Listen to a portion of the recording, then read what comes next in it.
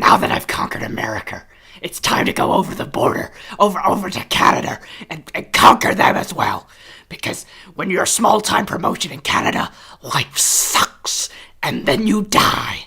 I'm gonna put on the biggest event in wrestling history, and I'm gonna call it the big event, and the tagline's gonna be the biggest event ever, because it's gonna be Vincent Kennedy McMahon, damn it! Hello wrestling fans, and welcome to the 5th episode of the WrestleReview series. I'm your host Nathan Packham, and if this is your first time joining the WrestleReview bandwagon, then be sure to check back over the episodes you've missed on YouTube and SoundCloud. My voice is still a bit hoarse from that Vince McMahon intro I just did, jeez. I've got a drink of water with me, so I should be alright. If I do just pause for a moment during any of the podcasts, I should edit it out, but I'm probably too lazy to. It'll be because I'm drinking water, that's why. After being Vincent Kennedy McMahon for so long. That's done well, hasn't it? Wherever you're listening from, be sure to like, repost and share if you're enjoying the content, and you can send feedback to WrestleReviewFans@gmail.com. You can follow WrestleReview on Facebook and Twitter, search for the WrestleReview podcast page on Facebook, or follow at WrestleReview PC on Twitter. I've changed the name now because I thought WrestleReview 94 just didn't quite cut it. So it's officially and hopefully definitively at WrestleReview PC from now on, and not 94 in the end. I'm also excited to announce that WrestleReview will be joining the OSW/Piledriver podcast network, and hopefully this will all be set up by the end of the month. I'm really excited for this. It should be an awesome adventure to go on. I'm also currently in the process of getting a logo made for this, so you'll be able to see that as soon as it's available on Facebook and Twitter. But enough of the admin stuff. This week we follow up WrestleMania 2 by looking at an event from August the 28th of 1986, the same year as Mania 2. The big event, to be precise, emanating from the Exhibition Stadium in Toronto. It's not officially a pay-per-view, but is included in the pay-per-view section of the network, so I thought I would give it a little review. If you thought WrestleMania 2 was bad, you're in for a treat, baby! Right. Let's get to the background then, for the big event. The big event was a Canada-only event which saw Vince flexing his muscles across the border, as you probably heard in the intro, that rather stark intro. I'm very proud of that, actually. To prove not only that American wrestling was no longer territorial, but that Canada had also been consumed by the WWF and Hulkamania with the pythons. The tagline for this ambitious event, as I also said in the promo, was the biggest event of all time. Although I may have worded it differently, I'm not sure. Perhaps a slight overstatement, despite the success Vince was finding just about everywhere he went at this point. The version I'll be discussing is the Coliseum video edit of the event that was uploaded to the WWE network, with annoying transitions and cuts that I will be continually referring to as I review the event.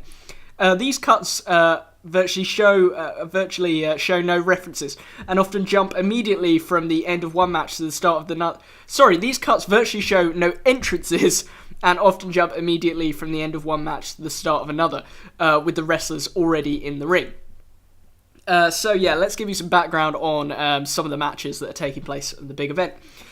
So one of the matches taking place is the Machines. God, what an awful tag team. They're against King Kong Bundy, Big John Studd, and Bobby Heenan, actually, and they've got Lou Albano on their team as well. So the Machines were a quite comic tag team in that they were supposed to be Japanese, but Edie, who was part of the Machines, and Blackjack Mulligan, spoke with their usual American accents, and Andre had his thick French accent for the promo. Jack Tunney said that he would not fire Giant Machine, who was actually Andre, until he had 100% proof it was Andre, because that was part of the storyline here, that Bobby Heenan was trying to get rid of Andre, because he was supposed to be suspended indefinitely. But you'll understand more of that as I go through that match. Unfortunately, the mask was never taken off, so Andre was never actually caught. Another match we have on this pay-per-view is Jake Roberts against Ricky Steamboat. So the kind of build-up to this one, Jake Roberts and Ricky Steamboat had a match on a version of Saturday night's main event. Jake Roberts didn't want to DDT Ricky Steamboat on the floor, which was the big spot of the match, in front of his wife, but Steamboat managed to convince him to do it, and it was actually a pretty scary segment for 80s wrestling. Following on from that, another match here, we've got the Dream Team against the fabulous Rougeau brothers. The Dream Team, after WrestleMania 2, continued their rivalry with the British Bulldogs after they lost the tag titles at WrestleMania 2. But they were never able to recapture the titles, so they ended up in a feud with what you'll see here will be the match with the Rougeau brothers. And then the main event for this event is a huge match between Hulk Hogan and Paul Orndorff. So the build-up of the Hulk Hogan versus Paul Orndorff main event, WWF title match, centered around Orndorff's interactions with the adorable one, everyone's favourite Adrian Adonis, who began to create jealousy from Orndorff towards Hogan and his success by calling him Hulk Jr., exacerbating minor incidences between the two and saying he was in the shadow of Hulk Hogan and Hulkamania, which was completely true in relation to just about every superstar in the WWF compared to Hulk Hogan. So after their WrestleMania 1 defeat, Orndorff was turned on by Rowdy Roddy Piper, you remember, and Bob Orton. But Orndorff found that an alliance with the most popular face of the company had its own pitfalls. In a match which pitted Hogan and Orndorff versus the Moondogs, yes, including everyone's favourite wrestler from the wrestling classic Moondog Spot, oh dear, Orndorff wrestled the majority of the match in an attempt to upstage Hogan. In another tag match against King Kong Bundy and Big John Studd, Orndorff allowed Hogan to be double-teamed illegally without helping his partner before clearing the ring of the heel tag team and then turning full heel on Hogan himself by hitting him with a clothesline and then a pile driver. He rehired possibly the best heel manager of all time, although you could argue Paul Heyman is sort of a heel manager as well, certainly in his earlier career.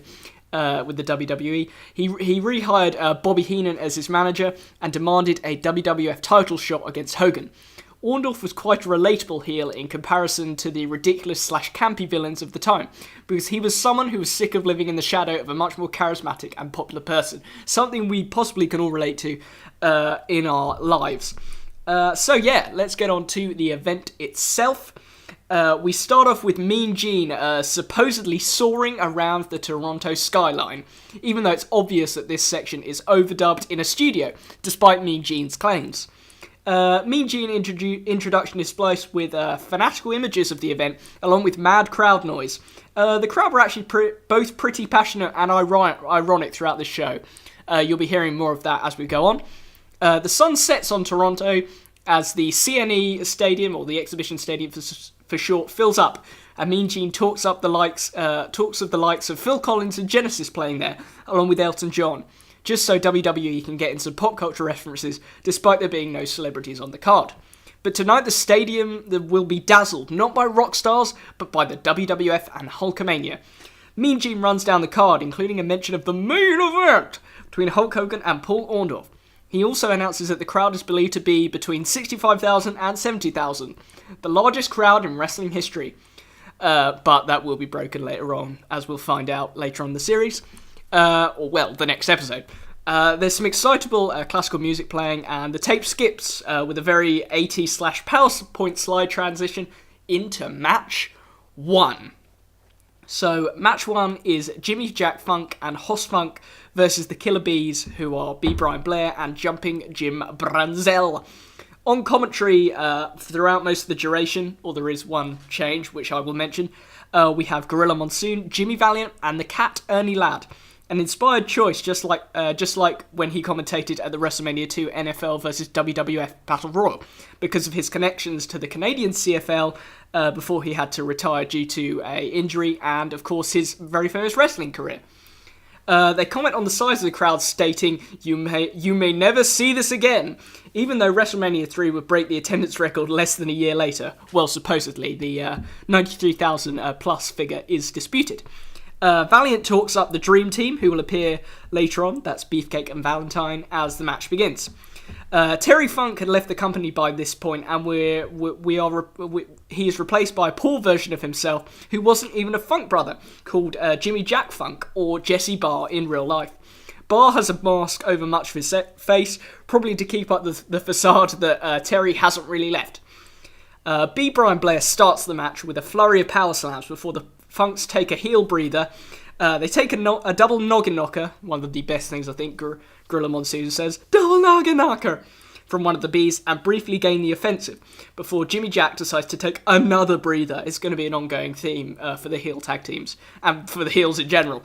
The Bees work Hoss's arm for ages and then do the same with Jimmy Jack when he comes in.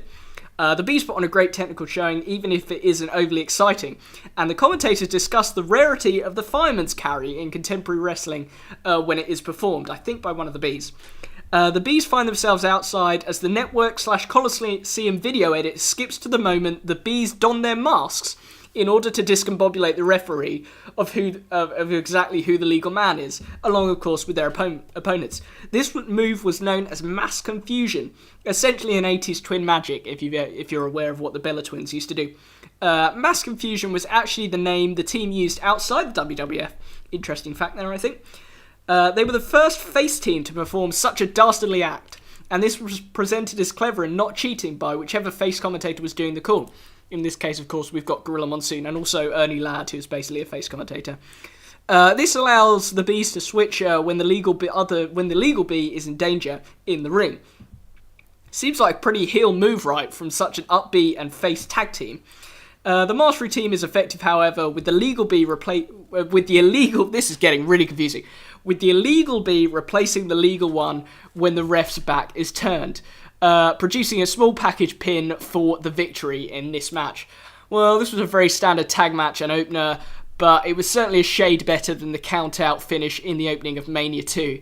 For this match between the Bees and the Funks, I have awarded a very average 2.5 stars out of 5. And we get a straight skip to match 2, which is King Tonga, also known as Haku, and that becomes very confusing. They don't know which name to use as the match goes on, versus the magnificent Don Morocco with Mr. Fuji. Both of them are booed by this pretty smart Toronto crowd, despite how obvious it is that Tonga/Haku is the face and Morocco is the heel. Valiant is a big Morocco fan, unsurprisingly, and says he can go any way he wants to go, in a really weird voice.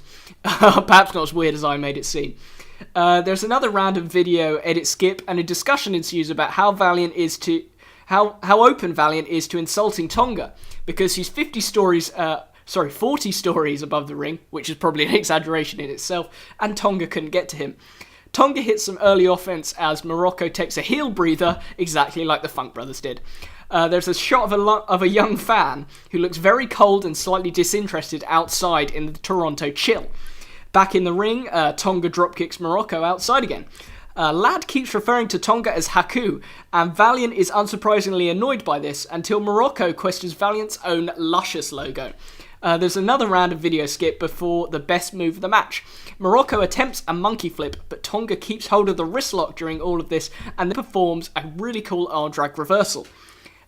Fuji trips Tonga's legs from the outside as he comes off the ropes and hits him with his cane when Tonga is thrown outside, followed by a cane to the ribs as well. Classic Fuji.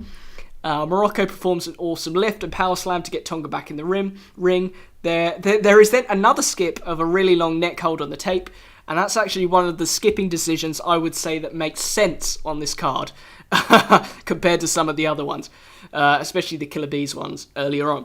There's a brief offense from Morocco, who then smashes Tonga's knee into the ring post and performs a knee lift when back in the ring.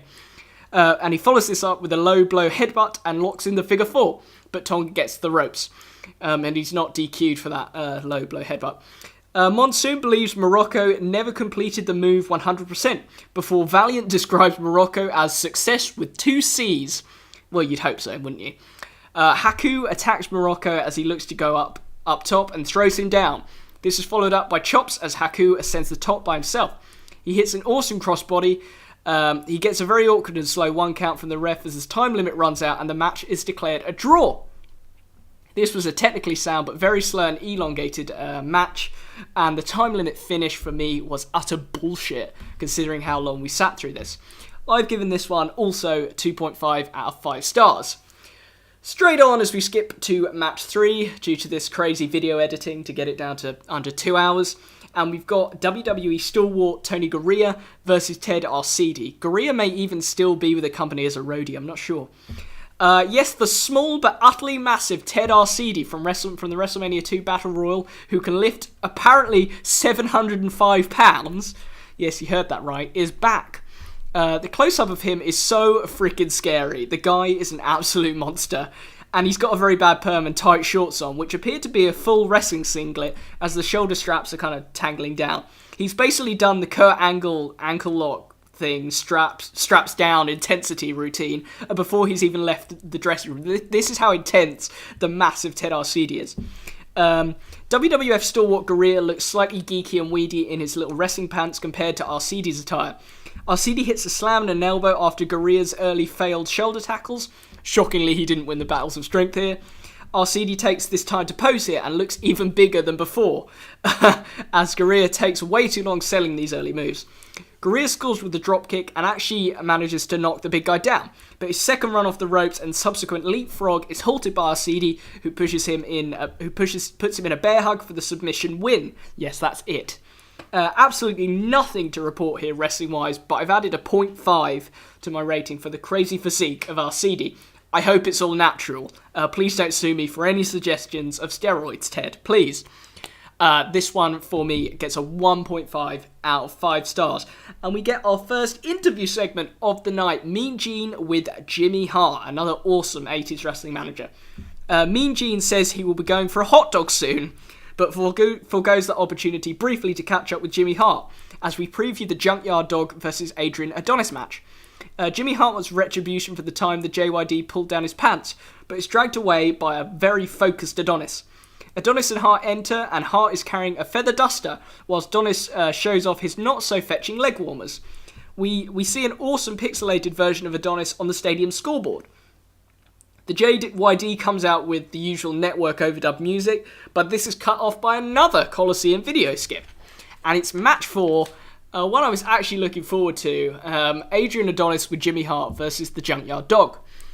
So the match begins with the JYD hitting Adrian Adonis with his chain, but there's no early DQ. A very lenient ref here, clearly. Adonis is busted open due to this chain shot. The JYD hits his hard-headed headbutts, even doing one near the apron when Adrian has gone to the outside. Ventura says the possible quote of the night when stating that the JYD thinks he's got Valiant. He thinks he's got Marilyn Monroe, in relation to the effeminate and highly generalised, effeminate gimmick of Adrian Adonis. Some of Adrian's spray, this pink spray he has, goes into the eyes of the JYD, who then makes weird gyrations as Adrian hits him with a knee and also an undeniable crappy move from the top rope. On the outside, Jimmy Hart hits the JYD with his megaphone, but the dog is unmoved, and Jimmy jumps on his back to try and distract him further. The JYD somehow manages to both knock Adrian Adonis off the top when he plans to hit the JYD on the outside and drag Jimmy Hart off himself. Adrian's midriff does not appreciate what's just happened as he slams into the ropes in that area. We all don't want to get hit too hard. The referee is somehow down in all of this. I'm not even sure how this happened. I've heard in other reviews that apparently the JYD knocked him down at some point earlier in the match, as the JYD knocks Adrian into Hart, who is on the apron, and they both fall to the floor. This is when they're back in the ring, by the way. It's utter chaos as the referee calls for what I thought was a DQ victory for the JYD. I'm not even sure. Apparently it was officially declared a count-out win, even though the referee could not have been counting lying down, kind of dead on the floor, unless he did the quickest 10 count ever when Adrian fell to the outside with Hart.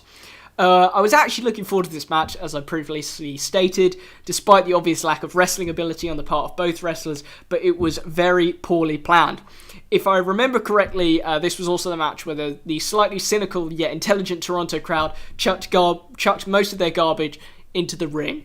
It was better than our seedy Gurria, not as good as the first two. 2 out of 5 stars from me, and another Coliseum skip for match 5. We have 2 wrestlers I'd actually never heard of before this show.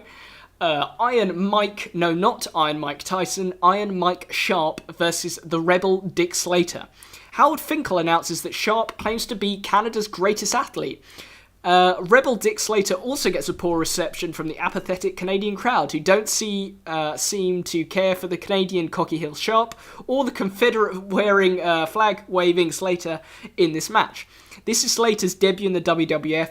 Perhaps he wanted a warmer reception from a crowd. Perhaps he wanted a warmer reception than he got from this crowd, but received nothing of the sort, despite kind of being presented as the face.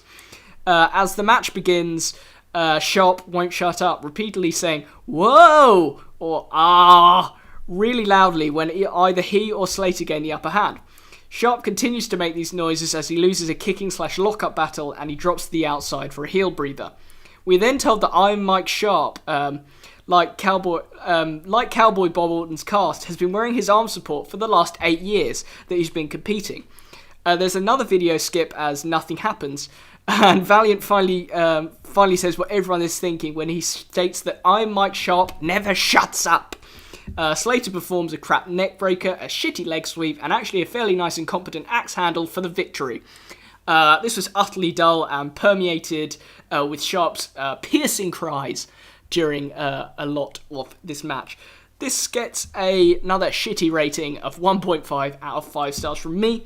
Before we skip to another match, we have another interview segment with awesome manager Bobby Heenan. The awesome heel manager Bobby Heenan. Mean Gene, who is interviewing Heenan, notes that it may be cold in the stadium, but things are heating up. The heavily wrapped crowd in the background suggests otherwise.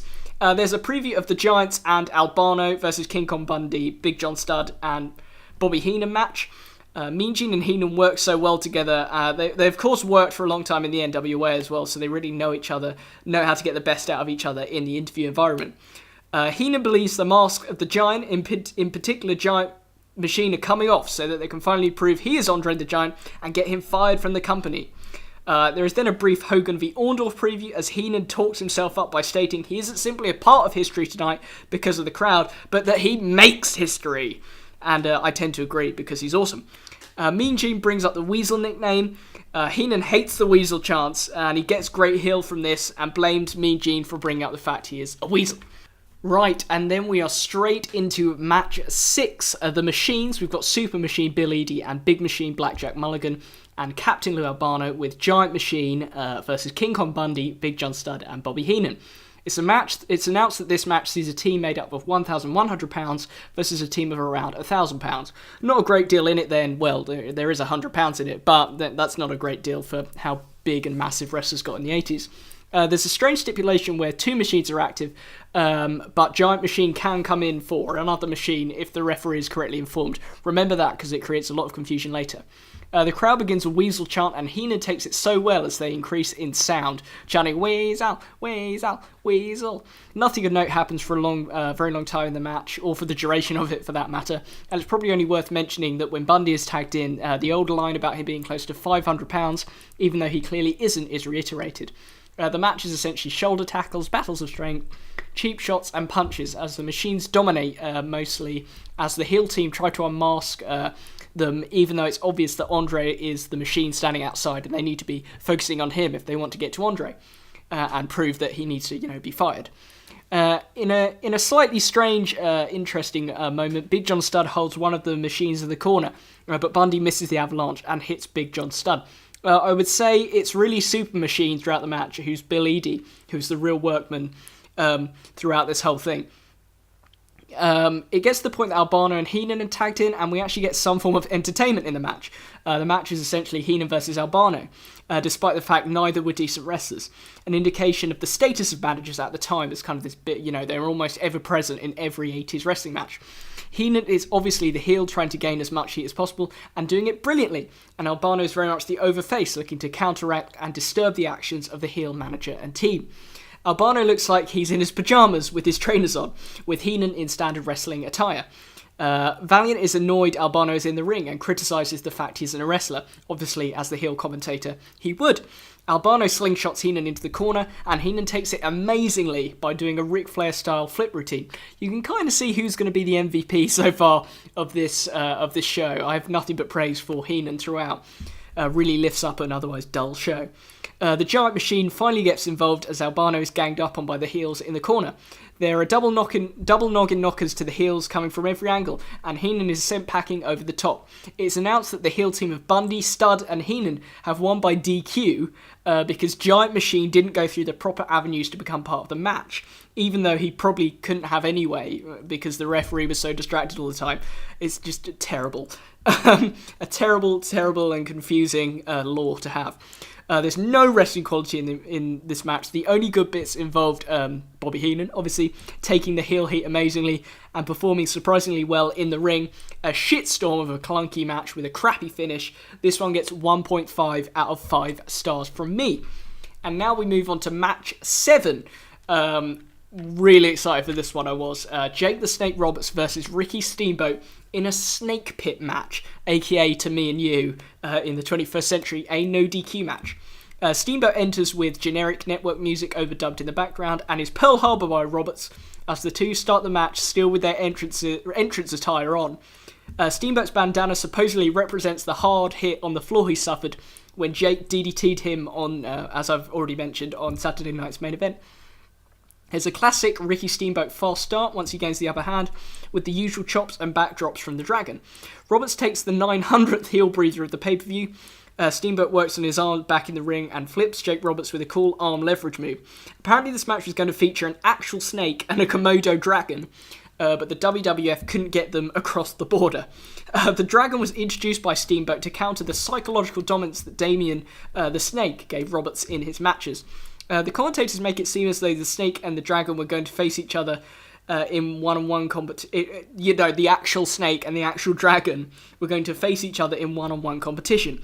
But we are presented with an equally exciting prospect of these two absolute legends going head-to-head in this no DQ match.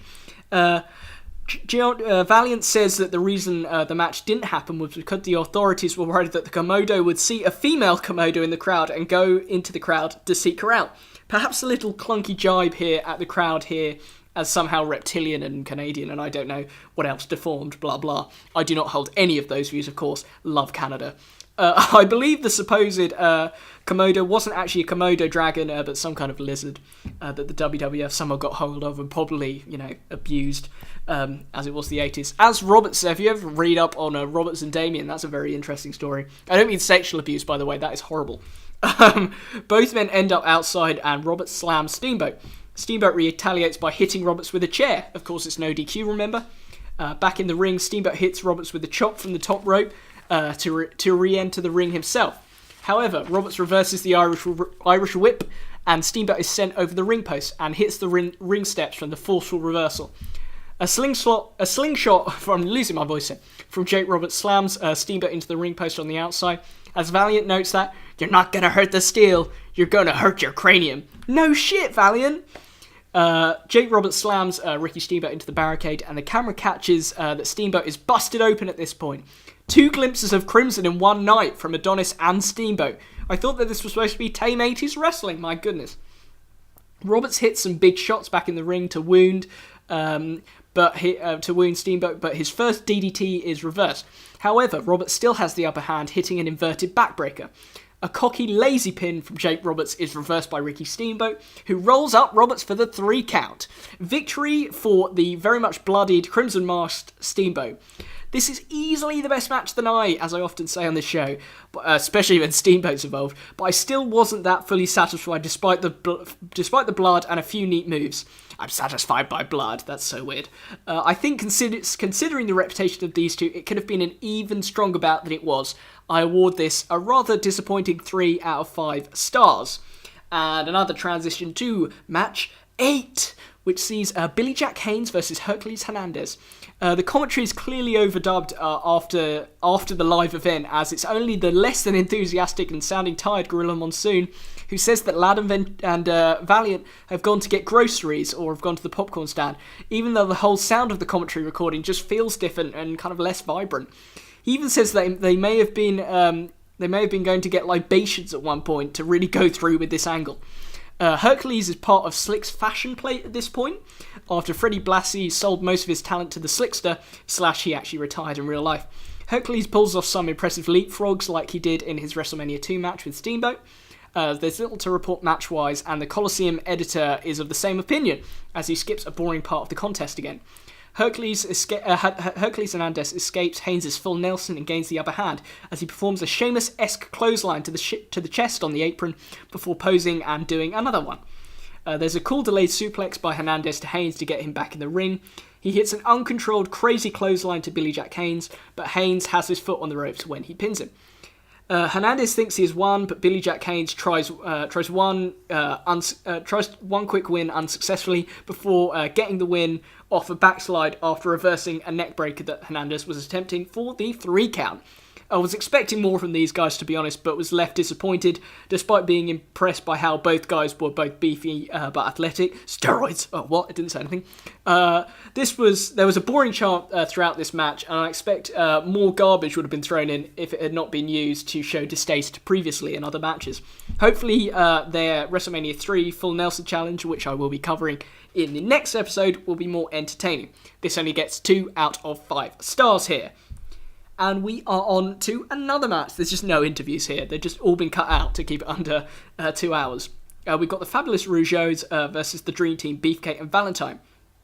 The Rougeaus are jumped before the bell as Valiant talks up his boys, the Dream Team. However, the Rougeaus gain the upper hand, and Valiant decides he might need to leave to help out his team. He starts going absolutely crazy about being so high up and being unable to help his men. This is basically an example of management on commentary, despite how far Valiant is from the action. Valentine and Beefcake gain control for a large majority of the match, apart from brief flickers of Rougeau offense. Chaos ensues as all 4 men find themselves in the ring. A double bulldog is reversed by the Rougeaus as Beefcake and Valentine clatter into each other. The Rougeaus hit their somersault from the top routine, you may have seen that before, on Beefcake. One Rougeau misses a dropkick, so Valentine can stop the pin of the other Rougeau. By this point, I was completely confused which Rougeau was Jacques and which was Raymond. I'll try to improve this as the series continues, but you're just going to hear like, oh, this Rougeau did this and that one did that, and the legal Rougeau did this, blah, blah, blah. Valiant is once again desperate to get down to help his team, but in a bipolar shift as Valentine and Beefcake work on the Rougeaus outside, with one of the Rougeaus, I still don't know his name, kidneys repeatedly smashed into the ring apron. Valiant sings that, I'm a happy man, and decides he doesn't need to be there. The Dream Team dominate in preparation, I guess, for the Rougeau's face hot tag. Valentine, he's far too far away from the action to do anything. Valentine performs a bear hug, and it seems the illegal Rougeau is tagged in by his partner as he reaches across despite being in the clutches of Valentine. But the non-legal Rougeau has his foot on the ropes to lean across, so he's not allowed to come in. The Dream Team take advantage with the ref distracted as they perform a double team axe handle. The beatdown continues before Valentine misses 2 elbow drops, and Jacques, I have the name in my notes now, just once, is tagged. He performs a flurry of drop kicks on the Dream Team, and at one point hits 1 drop kick on both of them using a leg for either member. But he misses a crappy top rope maneuver, so Valentine locks in the figure 4. Valiant goes crazy and says, ain't you bilingual? He's given up! Because obviously the Rougeaus are French-Canadian. The figure 4 is broken up and there's a fight between Beefcake and one of the Rougeaus on the outside. See, I don't have the name again. Lol. The Rougeau on the outside is apparently the legal one, although I'm certain he isn't. And he rolls up Valentine when he's back in the ring, who is implementing another figure 4, and the Rougeaus pick up the win. I think it's Raymond who is supposed to be really beaten up at this point, but he just doesn't sell it. Ventura goes mad into the commentary box. Valiant goes mad. I keep saying because I was expecting Ventura to be the heel commentator, but he isn't. Valiant goes mad in the commentary box, and Monsoon suggests he might commit suicide.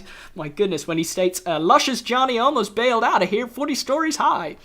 Valiant gets even more riled when he sees the referee has made a shocking call in regards to who is the legal Rougeau. This is a distinctly average tag match, like the opener, and nothing like the Dream Team's last outing on the WrestleReview against the Bulldogs at WrestleMania 2. Both teams could have produced more with better planning and choreography. Another 2.5 stars out of 5 match here. God, this show is so boring. Why am I doing this show? I don't even know. Well, it's quite funny. Match 10. Handsome Harley Race versus Pedro Morales. 2 wrestling legends here who held the NWA and WWF title at the same time back in 1973. When it was the 3 W's and then the F. Probably past their absolute best here, though, with both of them at 43 years old at this event. Morales gets in some early shots, but Race himself smacks some elbows to Morales' throat. On the outside, Race smashes Morales' face into the timekeeper's table and the ring bell itself. For good measure, he then gets sent into the ring post. That's Morales says. There's an awful racist Puerto Rican impression by Johnny Valiant, and Monsoon asks whether he wants to interview Morales doing the same impression. Unsurprisingly, Valiant isn't so keen on this. There are a few pinning attempts by Morales, including a sunset flip, but Reyes picks up the win with a foot on the ropes heel victory. The old classic foot on the ropes pin. Nothing really happens bar the slightly brutal stuff outside, like the timekeeper's table / ring bell spot and the ring post smash. These legends were given no time to show their stuff, and they both are pretty old at this point and slow. I've given this one only 1.5 stars out of 5 because nothing actually really takes place. The crowd were appreciative that these legends had come to fight, though, and gave Harley a nice send-off with some chants in his favour. Harley, Harley, Harley. Yeah. And we're on to your main event. We've got absolutely no build-up to this because of the edits of the event itself. And match 11, the main event. Mr. Wonderful Paul Orndorff versus Hulk Hogan. And Orndorff has, of course, got Bobby Heenan in his corner. Who wouldn't? For the WWF title. Both come out to Real American. Apparently this was part of the gimmick with Orndorff looking to unsettle Hogan, although I haven't actually had that verified. I should find out about that. Orndorff hits a clattering clothesline as Hogan's boots and clothing are being checked. The crazy referee stops Hogan from retaliating by grabbing his hair. Both end up outside and both send each other headfirst into the apron. Hogan hits a clothesline back in the ring. He looks like he's going for a leg drop, but instead hits an elbow, which actually looks more impactful, as I've said before, than his leg drop finisher, as more body mass comes crashing down on Orndorff. Orndorff fights back and sends Hogan out of the ring with a clothesline before posing and hitting a great suplex on the mats on the outside. This looked like it was really painful because those mats are not great. Orndorff decides to win by countout, even though he can't win the title this way. He hits Hogan with a knee to the head as he tries to get back in on the apron. During this section, Orndorff hits another Sheamus-esque clothesline, it would have been like the third of the show, across the chest with Hogan on the ropes. Oh, Sheamus is even getting references here. I don't even like him, but, he's getting references here just because he can. And, he has been a big part of the last couple of years of WWE, of course. At this point, Monsoon tells us we're getting a bird's eye view of the action over the shoulder of Heenan, even though that makes no spatial sense. Orndorff pins Hulk Hogan after a knee drop, perhaps hoping his offense outside was enough, but obviously doesn't get the 3. He hits a power slam and an elbow and goes for another pin, but once again gets nowhere near enough. Orndorff goes a little extreme in comparison to his usual offense and punches him in the sternum after coming off the top rope. He attempts his pile driver finisher, but Hogan reverses with the backdrop, his first bit of offense for a long time. Orndorff then kicks, chokes and bites Hogan out of sheer frustration, but isn't DQ'd by this lenient ref who clearly hates Hogan. Hogan class on the side headlock, but this is reversed into a backdrop. Hogan not looking very face or strong here at all because he's had no offense at all. The face gets a little bit but is dominated. Like here he has nothing. But his title is saved when he puts his foot on the ropes during Orndorff's pin attempt. Hogan finally hulks up and hits a knee to the back of Orndorff, sending him into the referee who gets knocked out. Hogan hits a clothesline and then does a weird hip thrust / gyration and does his ear to the crowd taunt to get them hyped. He wiggles whilst Orndorff's head and neck is in his crotch area, tries the pile driver, holding Orndorff for ages as Heenan takes an age to get into the ring and hits him lightly and awkwardly with a stool. But of course Hogan is knocked out by this because it's kayfabe. This is the only point I was annoyed with Heenan. He just didn't come into the ring quick enough and didn't hit him hard enough. Orndorff hits Hogan again and counts himself, but because he isn't a face like the JYD in the Wrestling Classic, he doesn't get the victory. Check out episode 2 to find out what happened with the JYD winning through his own count in the Wrestling Classic. That's a cheap plug, by the way, for another episode. The referee crawls slowly to where Orndorff is pinning Hogan. He taps Orndorff on the shoulder. Orndorff interprets this as a victory and believes he is the new champion. However, as Orndorff holds the belt aloft and wraps it around his waist, Heenan comes in the ring and looks hilarious in his contradictory sparkling / formal managerial attire and the ring wear he had on earlier, so he both looks formal and awful. Of course, that match was against the Machines, if you remember right. Finkel announces that Hogan has actually won by DQ, but how did the ref see all of the Heenan / stool stuff while he was knocked out and facing away from the action? Was there a big screen he could possibly see? I couldn't see one, only the pixelated one from earlier, which didn't actually show the action. Orndorff kicks Hogan in frustration. Hogan blocks the belt shot that Orndorff attacks and hits a shitty clothesline, followed by a big boot. It looks like he might leg drop Orndorff, but a pissed off and hurt Orndorff escapes without having to face the crappy finisher. This was a slow and average main event, although I see why Orndorff and Hogan won Feud of the Year for 1986 in PWI, as they work fairly well together in the ring, and Heenan adds a great managerial / heel element to the rivalry. I'd like to see their follow-up matches. I'll be discussing more of this in the Aftermath section to see if they are any better, but this was only a mediocre showing, and like a lot of the show, it gets 2.5 stars out of 5 from me. That is the end of the matches then. If only there had been more interviews, but there wasn't. It was just match. So yeah, we get the end segment. The excitable classical music returns for the credits and video highlights, and we have reached the end of the big event from Toronto. My goodness, what a load of shit, as you're about to hear in my conclusion. So yes, this is how we conclude for today. As this isn't an actual pay-per-view, I should really cut this show some slack. But for me, it was another poor outing after the disorganisation of WrestleMania 2. There were not enough interview segments on the Coliseum edit of this show, leaving little time to consume the wrestling which took place.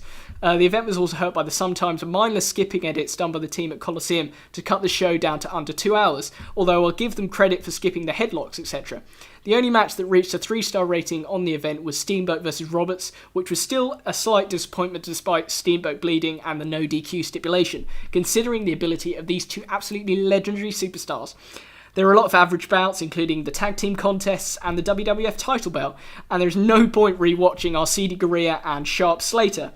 My MVP for this event was, of course, as you might have guessed already, Bobby Heenan. Despite the fact he was in a 1.5 out of 5 stars match, he garnered some great heel heat during this, hyped some of the matches well in the interview segments with Meiji, and was heavily involved in the main event, despite how badly he hit Hogan with that stool. The worst person for me in this pay-per-view was Mike Sharp, who wrestled an awful contest with Dick Slater on his debut and shouted / screamed annoyingly throughout the match. Certainly not Canada's #1 athlete in my eyes, and probably not in the eyes of all the Toronto crowd. Cocky Mike Sharp, I hope I never see you again. I doubt I will as well, which is good. This show somehow managed to be worse than WrestleMania 2, but it's not as bad as the WWF on WTBS / Back Saturday broadcast that I did for the pilot episode of this on the shitness scale. This receives a 4 out of 10 overall show rating from me, and I just felt really sorry in the end for the intelligent Toronto crowd. What a load of crap, to be honest.